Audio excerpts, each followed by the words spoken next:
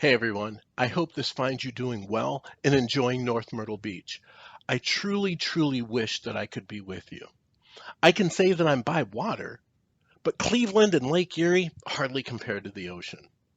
I would like to thank Steve and the conference committee for inviting me back to present in this year's 60 Design Ideas in 60 Minutes. It truly is an honor to be among such great company. So if you're ready, let's go. One of the biggest hassles in hillside homes in established communities is the fact that it's often difficult or even impossible to renovate or improve in the way that we would want to, or in some locations as we would be required to. We can design new steps, but we still have steps. We could design a ramp, but really it's not even a ramp, as much as it would be a sliding board that will likely result in your death when you end up in the road. If you are fortunate enough to replace or have a new construction project, eliminate the hassle by opening the lower floor. It provides a safer entry and easier access. By only adding the cost of retaining walls, this can be a very smart solution to a problem that faces many.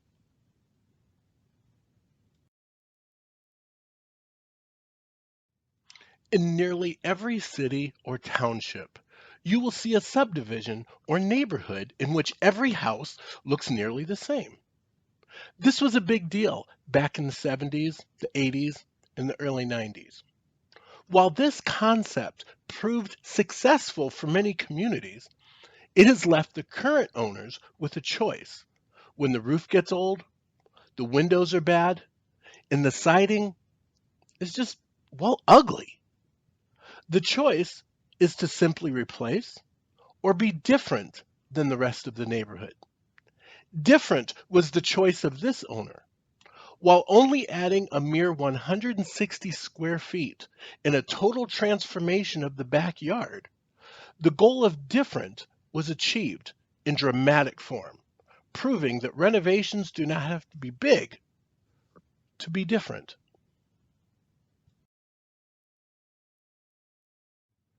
Sometimes it is that one room that somehow barely passed as a bedroom. Sometimes it's the back room in a garage, or the odd corner in a basement. Perhaps it is that outbuilding in the backyard that you simply have no plan for. In every new home I do, as well as renovation, I try to place just as much focus and creativity in the small spaces as I do the large. I also try to think beyond the typical uses of storage or just a workshop. This particular small space, located in a backyard amidst a garden, has been designed as a family chapel for 12 for a pastor and his family that I happen to know very well. You actually do too.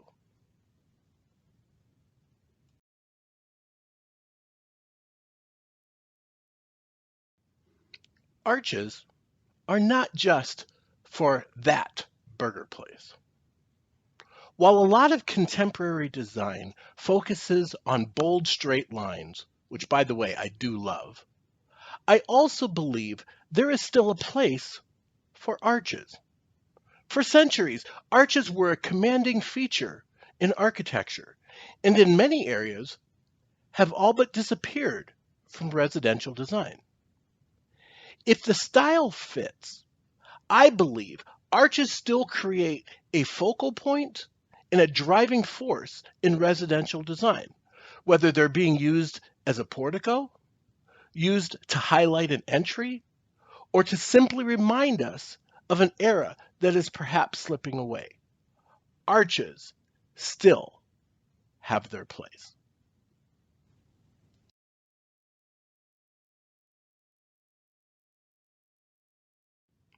My fifth concept begins with a question, and that is very simply, are moats really a bad thing?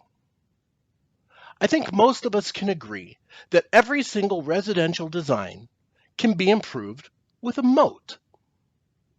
Incorporating water features at the main entry, while not exactly a moat, can offer an incredibly unique presence, whether it is a fountain or simply a shallow concrete pond.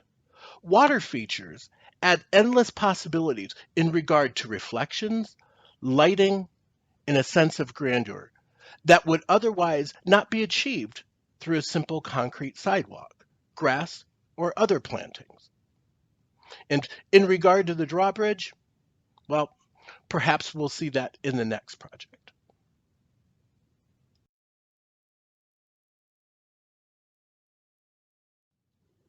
While certainly not a new concept, I tend to think courtyards are not incorporated enough. In a world of neighbors that believe they should see, hear, and know everything you do, courtyards are often a solution. These provide privacy, expanded living spaces, and can serve multiple functions in regard to entertaining or simply a place to relax. If possible, I incorporate them in both rural and urban settings, and for all sizes of homes. In recent years, many courtyards have been included in homes ranging from 1,100 to 3,000 square feet. So it does not have to simply be occupants of larger homes that enjoy these. Instead, it can be any owner simply looking for some quiet, private time outdoors.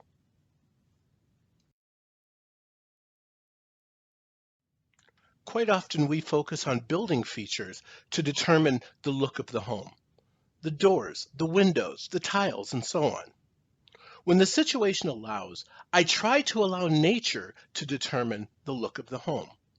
While not always possible due to, pesky neighbors and such, this concept does allow for an ever-changing backdrop for the owner. In this case, it's not what makes up and is visible from inside, but what is outside.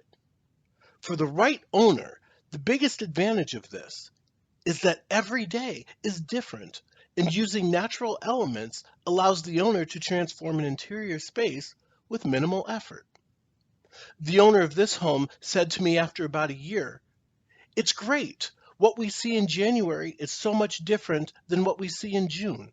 It's like living in an IMAX theater, except here, I don't have to share my popcorn."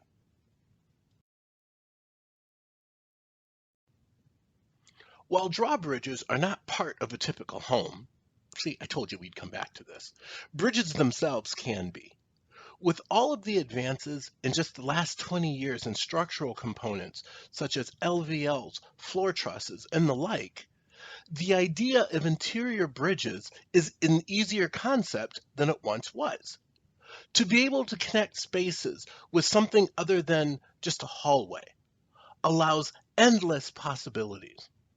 And if you want to add an even more unique look, use the strength of materials like glass block and the flexibility of LED lighting. They are small things that make a huge impact when it comes to things like bridges.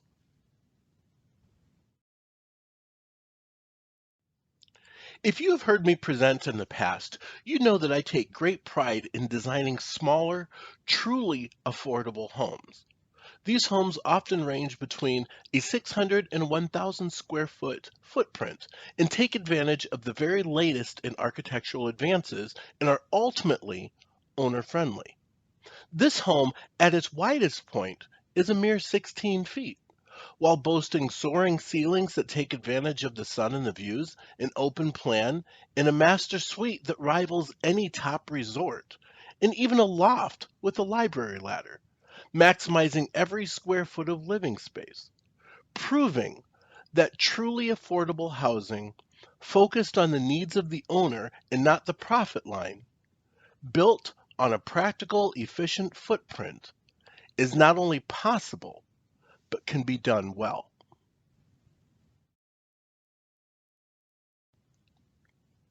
Face it, for those of you who have a home office or work primarily from your home, we all tend to share the same reality. We spend more time in our home office than perhaps any other room in our home. This is a room that I believe requires much more thought than just where to put the desk, but rather should be met with the same thoughtfulness that we give our clients. The environment should offer us inspiration. The layout should always focus on production. And for those of you who have clients coming to them, always make the office accessible, such as adding its own door, so that you never have to worry about privacy, the privacy of your family, or the dirty dishes in the sink.